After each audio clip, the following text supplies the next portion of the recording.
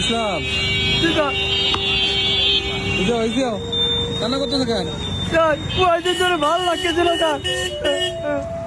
কিছুদিন যাবৎ নুর ইসলামের মানসিক অবস্থার অবনতি লক্ষ্য করা যাচ্ছিল। আজকে হঠাৎ সে বলছিল কিছুদিন যাবৎ সে নাকি ভালো নেই, তাই সিদ্ধান্ত নিলাম ডাক্তার দেখানোর। তারপর জুয়েল ভাই ও রিয়াদ ভাইয়ের সহযোগিতায় খোঁজখবর ও সিরিয়াল নিয়ে মোহাম্মদ আলী স্যারের কাছে নুর ইসলামকে দেখাতে নিয়ে গেলাম। বাংলাদেশের অনেক প্রান্ত থেকে মোহাম্মদ আলী স্যারের কাছে রোগীরা আসেন সুস্থতার আশায়। আমিও সেখানে গেলাম নুর ইসলামের সুস্থতার আশা নিয়ে। স্যার অনেক নাম করা একজন ডাক্তার। যাই হোক, তারপর একটা টোকেন দিল এবং ভিজিটের 1000 টাকা নিল। তারপর একটা ঘরে নিয়ে নুর ইসলামের প্রি চেক আপ করানো হয়। ব্লাড প্রেশার থেকে শুরু করে অন্যান্য যা কিছু করা লাগে সেসব করা হয়। এ সময় নুর ইসলাম অনেক ভয় পেয়েছিল, তাই সবসময় তার পাশে থেকে সাহস যোগাতে হয়েছিল। বারবার তার মাথায় হাত বুলিয়ে তাকে অভয় দেওয়া হচ্ছিল।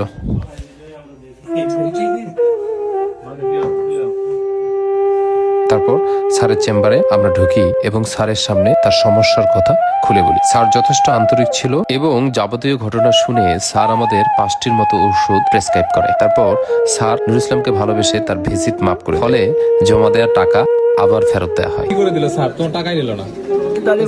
স্যারকে ধন্যবাদ দাও। স্যার ধন্যবাদ। ঠিক আছে।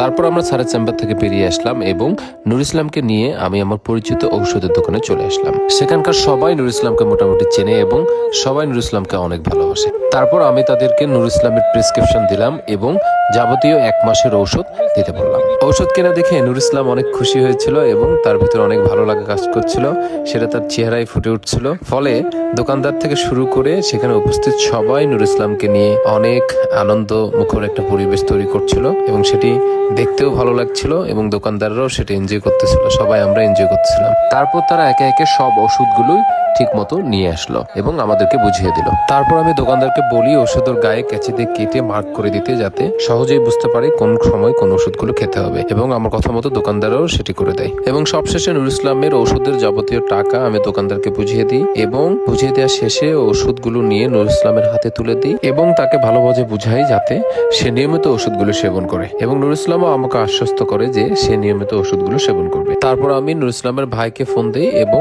ওষুধগুলো সম্বন্ধে বিস্তারিত বলি, কিভাবে খেতে হবে এবং কখন কখন খেতে হবে। নুর ইসলামের ভাই যেহেতু একটু হালকা পাতলা লেখাপড়া জানে, ফলে সে সহজে বুঝতে পারে। তারপর নুর ইসলামকে একেবারে বাসায় পৌঁছে দেওয়ার জন্য একটা রিক্সা ঠিক করা হয়। মূলত নুর ইসলাম নিজেই রিক্সাটি ঠিক করে। তারপর আমি রিক্সা চালককে তার ভাড়াটা দিয়ে দিই এবং নুর ইসলামের কাছ থেকে বিদায় নিয়ে নিই এবং আবারও নুর ইসলামকে তার ওষুধগুলো ঠিকমতো খাওয়ার কথা মনে করে দিই। ওর বাড়ি পৌঁছে দিয়ে আসতেন। এই যাও নুর ইসলাম, যাও তাহলে। সবাই নুর ইসলামের জন্য অনেক বেশি বেশি দোয়া করবেন যাতে খুব তাড়াতাড়ি সে সুস্থ এবং স্বাভাবিক জীবনে ফিরে আসে। সবাই ভালো থাকবেন। আসসালামু আলাইকুম। আসসালামু আলাইকুম সুপ্রিয় বন্ধুরা, সকলে কেমন আছেন? নিশ্চয়ই ভালো আছেন। ভালো থাকে আপনাদের সবসময় কামনা। সুপ্রিয় বন্ধুরা, মাহমুদুল তুহিন সার্জন স্যার অনেকদিন যাবৎ একটি অসহায় মানসিক সমস্যায় জর্জরিত একজন ব্যক্তিকে খুব বেশি উৎসাহ দিয়ে আসছেন। সবসময় তার দেখাশোনা করেন, তার চিকিৎসার জন্য ভালো ডাক্তার দেখান। এক কথা বলতে গেলে বাংলাদেশের সব পুলিশ এক নয়, কিছু কিছু পুলিশ দেশপ্রেমিক এবং মানুষের জন্য কাজ করে। যাক বন্ধুরা, নিরাপত্তাই প্রথম, কারণ পুলিশের কাজ হচ্ছে মানুষকে নিরাপত্তা দেওয়া, রাষ্ট্রযন্ত্রকে সচল রাখার জন্য সবসময় নিজের জীবন বাজি রেখে খুন গুম দুর্নীতিকে রুখে দেওয়ার জন্য সবসময় কাজ করে। তেমনই একজন মানবিক পুলিশ সার্জন মোহাম্মদ তুহিন ভাইকে অনেক অনেক ধন্যবাদ।